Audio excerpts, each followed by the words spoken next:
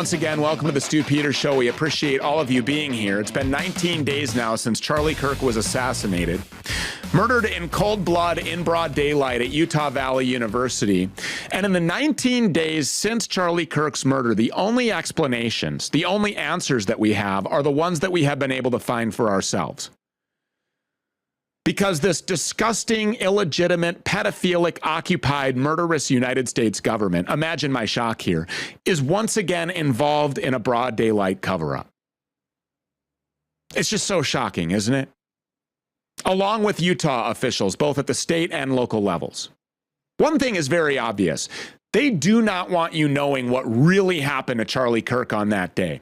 Instead, they want you to believe their version of some fantastical story of a tranny-chasing, furry-loving whack job that took it upon himself to kill Charlie Kirk in a lone wolf attack, and they don't want you asking any more questions. They just want you to sit down and shut up, grab your popcorn, and watch the kangaroo court show trial.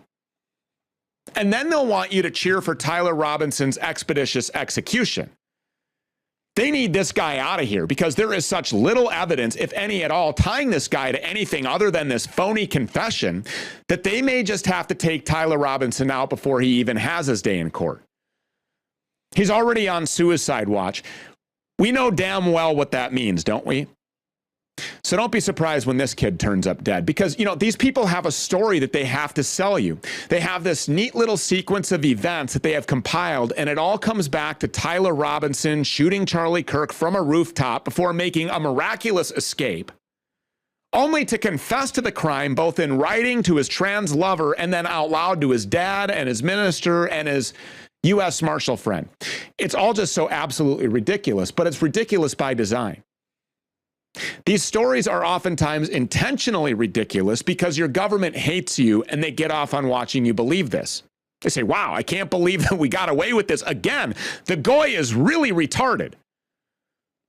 But it doesn't seem like they're getting away with it this time. It just seems all too obvious at this point, and too many millions of people just don't believe that fake story, including myself. So last week, I released this video clip that's now been viewed millions upon millions of times. And in that clip, I explained exactly how Charlie Kirk was murdered. Not by Tyler Robinson, not from a shot to the throat by a .30-06, but by the lavalier microphone that's placed under his shirt. You can watch it in real time as his microphone is detonated and then either explodes or shoots some projectile that blows out the other side of Charlie Kirk's neck. You can see the extremely coordinated fashion in which his so-called colleagues and security team detail went rushing over to where Charlie Kirk was shot and lying on the ground, bleeding out and dying, only to seize cameras and memory cards and make sure that he was good and dead. That's what happens when you hire an Israeli security team. That's what happens when you invite the Jew into your ranks. When you do that, you're basically rolling out the red carpet and begging for these strange people to come in and kill you. So now this theory has been seen by millions and millions of people.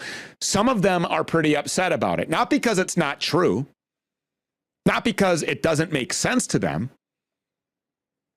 Strangely, it's actually quite the opposite.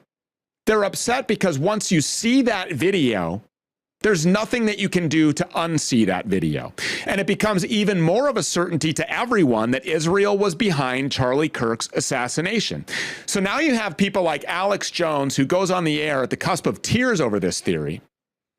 And really the reason why he's crying is because he's terrified at the prospect of Israel being behind this murder and the American people realizing it. Watch Alex Jones on the air. I have never seen greater scumbaggery. I mean, this is crazy. So let's listen to what real evil is. Here it is. Tyler Robinson didn't kill Charlie Kirk. Charlie Kirk's Israeli security detail killed Charlie Kirk, and Charlie Kirk's assassin is caught on tape. Blake Bednar has brought us this video. We'll break it down. Take a look at this. Here it is from the wide angle. Watch Charlie Kirk's right side of his t-shirt. Watch the lavalier lapel mic. Do you see it explode? Let's bring it in just a little bit closer. Watch this. Put it in a freeze frame. That is the explosion from Charlie Kirk's lavalier lapel mic. Want to see it again? Bring it in closer. Remember when we told you that that was absolutely an exit wound? Yeah, it is. Check the trajectory of the round that was deployed from that lavalier lapel mic. that went directly from Charlie Kirk's lapel, that went directly from underneath Charlie Kirk's white t-shirt up through his neck and created the exit wound that we told you was an exit wound immediately when we saw that exit wound. First we had exploding pagers, now we have exploding mics. Do you remember the vector analysis from John Bray? That proves that all of the activity came from the mic that Charlie Kirk was wearing. Remember the palm gun guy in the brown shirt, that shadowy looking guy with the sunglasses? Yeah, he pushes the detonator. Clear as day. Counting gang violence. Great.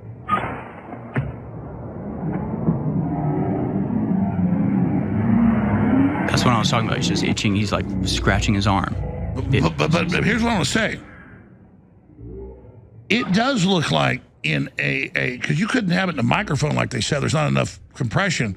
You could have a lav mic that could, I'm not even saying that couldn't be true, but you literally pick some dude with his arms crossed that hears a gunshot go off that ducks, and you say this is a murderer? He doesn't even know who he is. This is total. By the way, when I saw this video, I'm like, yeah, that actually makes sense to lav mic. That's why I'm so pissed. Yeah, he's so pissed because my theory makes perfect sense.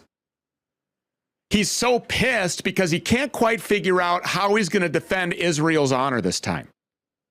You know, all of these years, Alex Jones has blamed the globalists and the Frankists and the deep state, and the entire time it was the Jew. Okay, it's always been the Jew, and this time it's not an exception. It's no different. We have been over all of the ways that Charlie Kirk was turning on these demons.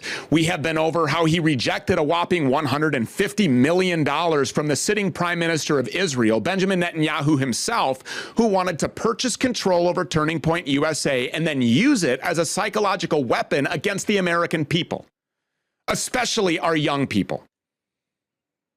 We have played video footage showing you firsthand how Charlie Kirk was starting to question the Jew that he had supported for his entire career, how he went on air directly scolding Jewish political donors for turning America into a brownified third world cesspit from hell. And in doing so, Charlie Kirk took a big risk. He quite literally put himself directly in the crosshairs, and he knew it. Because when Charlie Kirk rejected a re-education trip to Auschwitz and a trip to Israel, he told those close to him that he believed that Israel might take his life, that they might kill him. That report actually came out of Alex's own network. It came from Harrison Smith before Charlie Kirk was murdered. And now Alex Jones is trying to play cover-up? Yeah. The Jewish cat is out of the bag. Okay, we all know that Israel was directly at the center of all of this. It's obvious to anyone with a set of eyes and ears.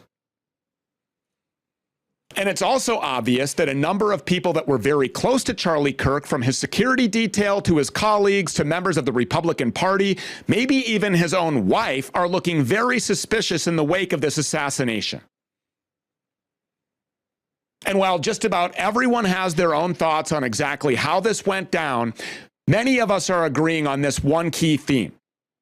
And that's that the assassination of Charlie Kirk did not happen organically. Not at all. And mark my words, some Jew or some group of Jews is right in the middle of it.